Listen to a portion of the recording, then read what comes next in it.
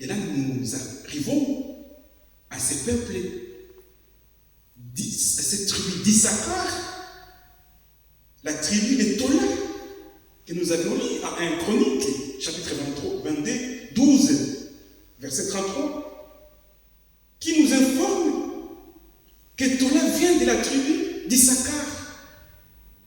Et la particularité de cette tribu, c'est le discernement des temps. Chers amis, frères et sœurs,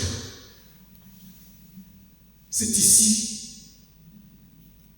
qu'il est temps de poser la question sur les discernements de temps, le temps que nous traversons actuellement dans notre monde. Comprenons-nous où allons-nous pour l'instant? Frères et sœurs, sommes-nous à mesure de distinguer, nettement de percevoir où va notre monde?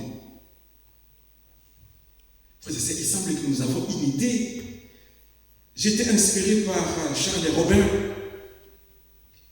Charles Robin qui commentait René Guénon, un philosophe, vers 1959.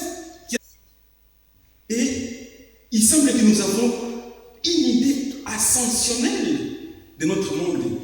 Qu'est-ce que cela veut dire? Nous pensons toujours que demain sera plus meilleur qu'aujourd'hui. C'est ça l'idée que nous avons. Nous avons une idée que notre humanité est en train de progresser. Oui, c'est vrai. Elle progresse. Mais c'est seulement sur le plan matériel.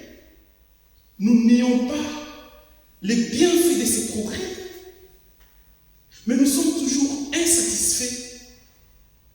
Et nous en désirons encore et encore plus. Vous savez pourquoi?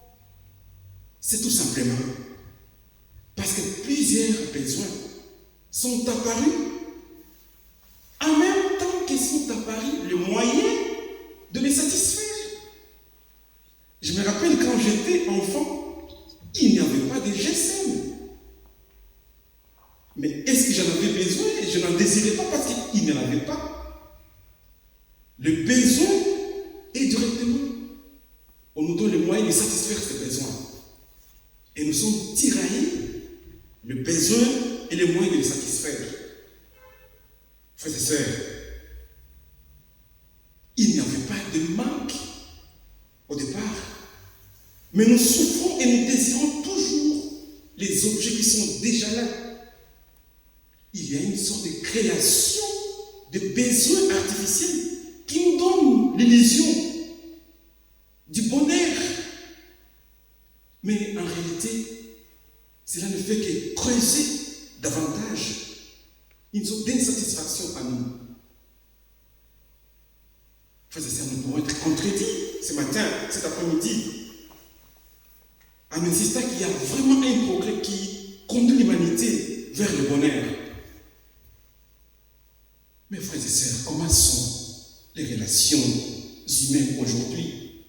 Avons-nous évolué dans les relations humaines? Quand nous rentrons vers avant la guerre, les anciens, ils mettaient des bancs. Ici, à Boussy, ils mettaient des bancs dehors. Les voisins pouvaient venir et ils étaient là dehors en train de parler. Frères et sœurs, comment sont les relations humaines aujourd'hui? Parce qu'il n'y a pas de bonheur sans nous les humains, il n'y a pas de bonheur. Oui, frères et sœurs, certes, les relations se sont pacifiées entre les pays, parfois, mais se sont-elles vraiment améliorées? Frères et sœurs, sommes-nous réellement solidaires?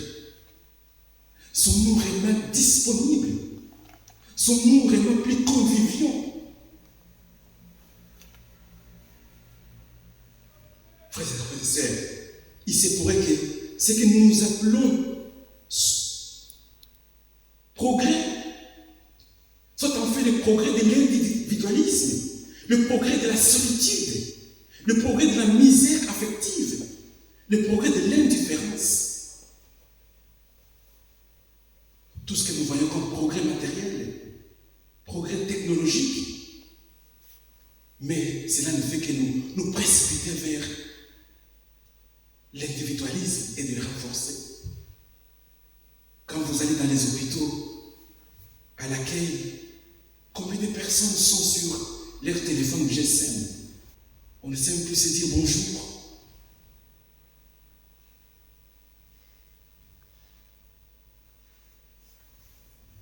Frères et sœurs, bien sûr qu'il y a plusieurs avantages de toutes ces choses. Il serait malhonnête de nier le progrès. Mais la vraie question est de savoir si notre humanité a vraiment gagné en termes de bonheur. C'est ça la vraie question. C'est à nous, frères et sœurs, maintenant de discerner le temps que nous vivons maintenant et voir réellement si nous sommes dans le vrai bonheur. Enfin, frères et sœurs, nous sommes l'Église de Christ. Nous sommes aussi appelés à discerner le temps à la lumière de la parole de Dieu. Un pasteur avisé disait ceci: négliger volontairement la vérité et vivre les yeux fermés alors que le bien et le mal nous regardent en face, c'est pécher contre Dieu, contre nous-mêmes, contre nos familles et contre notre Église. Alors il est de notre responsabilité d'apprendre, d'être formé dans la parole, de passer du temps dans la parole, afin de savoir comment faire preuve de discernement. Ne pas discerner, c'est marcher dans les ténèbres. Comme je disais, le manque de discernement est une marque de mort spirituelle. Et je termine par la frères et sœurs en disant, nous vivons dans ce monde où il y a plusieurs cultures. Et nous devons faire face aux influences provenant de la culture dans laquelle nous vivons. Ce monde a été créé à l'image de Dieu, mais il s'oppose à lui. Nous vivons dans la culture qui haïsse Dieu et cherche à détruire ce qui aime Dieu. Chacun de nous a une vision du monde et nous avons chacun de nous comme une sorte de carte mentale qui indique à chacun comment naviguer efficacement dans ce monde. Alors comment détecter si nous sommes en train de naviguer dans différentes idéologies ou influences? Alors, frères et sœurs, la vision biblique du monde s'enracine dans cette distinction entre le bien et le mal. Et le Seigneur nous dit, choisis le bien pour vivre. Que nous puissions vivre physiquement et spirituellement. Nous avons besoin de discerner et de désirer le bien pour espérer vivre éternellement. Le gens de la tribu d'Issachar savaient discerner le temps.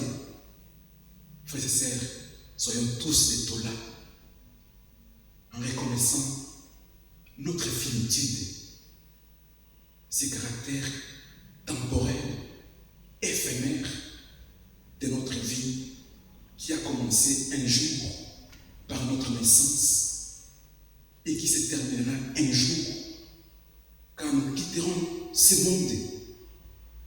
Et comme le psalmiste nous exhorte encore, enseigne-nous à compter les jours, afin que nous nous conditions